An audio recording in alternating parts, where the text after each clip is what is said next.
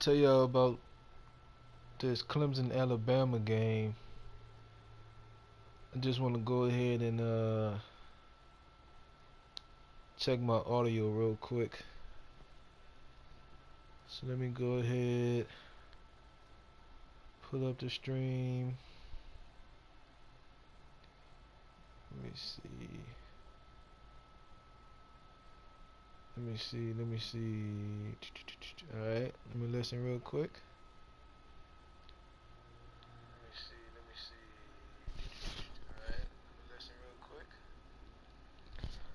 Alright, just want to test it one more time.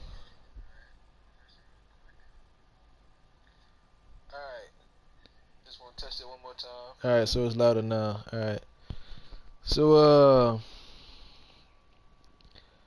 if somebody would have told me that Clemson was going to beat Alabama 44-16, I would have told them they're smoking crack.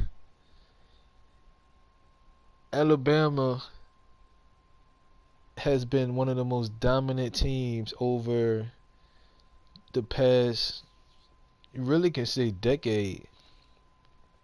Nick Saban and his coaching staff has managed to get the best recruits throughout the years, and it was the same this year. And what really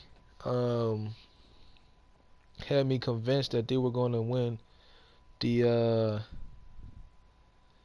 the championship is that they had Tua.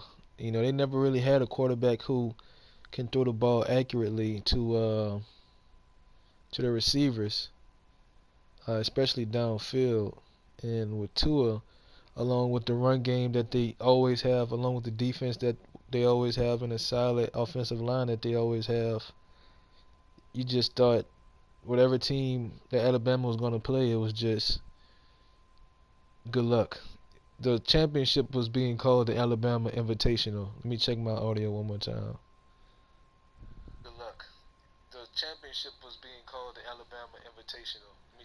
Alright, so audio is good. Yeah, it was being called the Alabama Invitational. So I thought along with everybody else, that it was basically, it was a wash. Alabama's going to win this title, and I was kind of disappointed because I like parity in sports. I don't want to see the same team winning every year or the same teams playing in the playoffs. If I have to see the same teams, I'll take it. But I want the game to be competitive, or I want a different team to win, and that's what I got this year in this Clemson Alabama game. Clemson's quarterback, he wasn't he was I thought he was excellent. Um, he wasn't afraid of the defense. He stood in the pocket even when he had the defenders coming to sack him. He just stood there confident in the pocket. Had no interceptions for 3 touchdowns, and he was throwing it downfield. He wasn't just throwing, you know, um, dip and dunk passes. On average, he was averaging 10.8 yards per pass, so that's really 11 yards per pass, and that's excellent if you can do that to Alabama along with their receivers. Um, they got them going as well. He spread the ball out pretty well. Ross had 6 receptions, 153 yards. Higgins had 3 receptions, 81 yards, and he spread the ball out very well. They got a little bit of a run game going, even though the run game was kind of more towards the end when they were just kind of trying to drain the clock. But no fumbles, no interceptions. They played pretty much almost a perfect game. While Alabama, on the other hand, Tua had 295 yards on average per pass. He was passing for about 8.7 yards, but with those 2 touchdowns, he had 2 interceptions. And surprisingly, Alabama could not get the run game going. They only averaged about 5 to 6 yards per per rush. The receivers kind of got, well, one of the receivers kind of got going. 5 receptions, 139 yards, but those interceptions that Tua threw were big, and the Clemson defense, they stopped the run game, they stopped the passing game. It was just all in all a great showing by Clemson, and definitely did not expect this beat down. Um, if I had to bet before this game was played, I was betting my money on Alabama. I was gonna bet. If I had to, I was gonna bet $1,000 on Alabama just because I was confident I was gonna win my money. But I'm glad I didn't, because I'd have been really upset if I didn't get my money in what I thought would have been a for sure win. Um, I'm on ESPN right now. I'm trying to see what was going on in the NBA, and I'm seeing that they got the new power rankings out for the regular season. And power rankings, they're not really important. It's basically just which team is getting hot or has been on a good run. What matters to me is playoffs and who shows up when. The moments are the brightest. But they have the Bucks at number 1 in the power rankings. Golden State is number 2. They really should be number 1. Toronto is number 3. Denver Nuggets is 4. Indiana Pacers is 5. Rockets 6. OKC 7, 8. Yes, I'm not even gonna finish looking at that. It's not really important. But I did see that the Lakers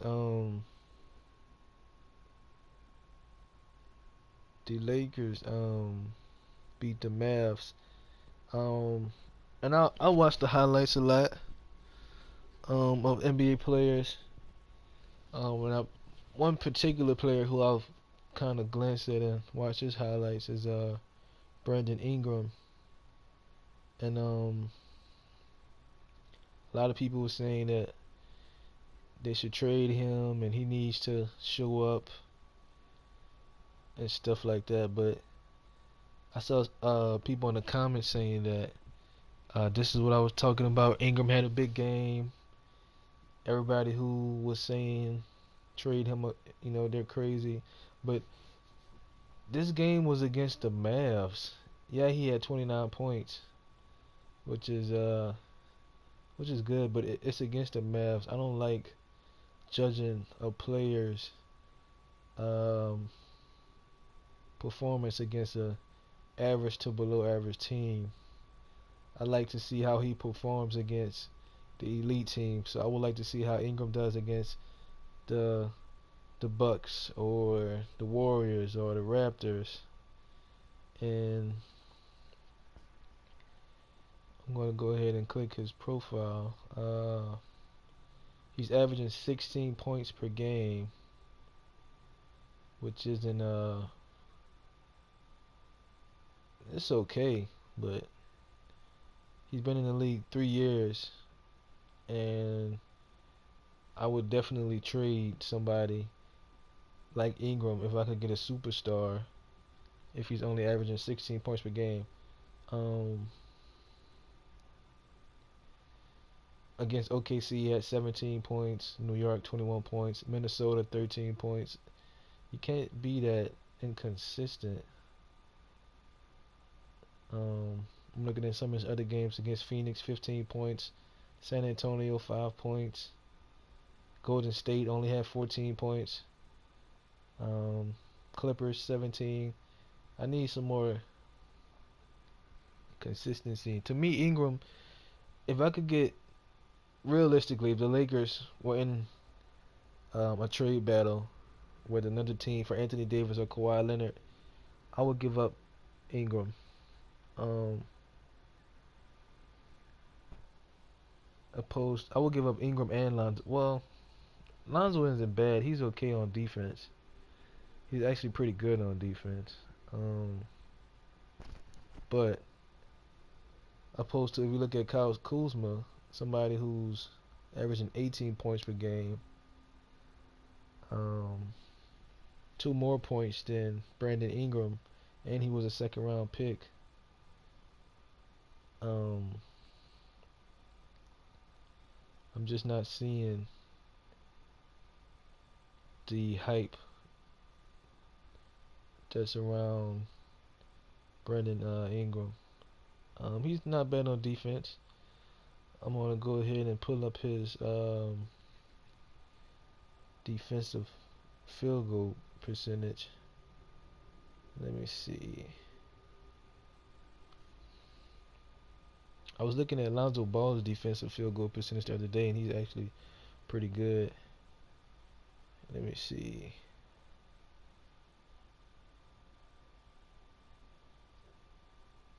If we go to Brandon Ingram, defensive stats. So he's actually really good based on these numbers. Average in 29 games, the average attempts that um, the guy he is guarding takes is 11 attempts, and off those 11 attempts, his defensive field goal percentage is 40%. So that's actually really good. Um, it's actually very good. I'm surprised to see that. And I know Lonzo's was pretty good as well. Um, as a team, I was looking at the Lakers' defensive stats earlier, and they're also pretty good as a team. They just, when LeBron is gone, they need a go-to scorer, and that's what they're missing. Another go-to scorer.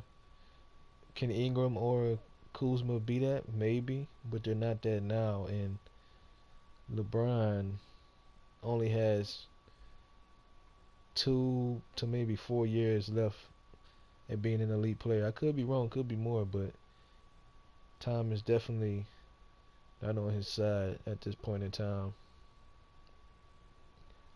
But I think that's it. I don't think there's really anything else that was going on in the sports world. Tom Thibodeau got fired. Talked about that on the understream. And James Harden dropped Jamal Murray. That was pretty funny. Yeah, I think that's it. I'm gonna go ahead and end the stream, and I'll see y'all in the next one.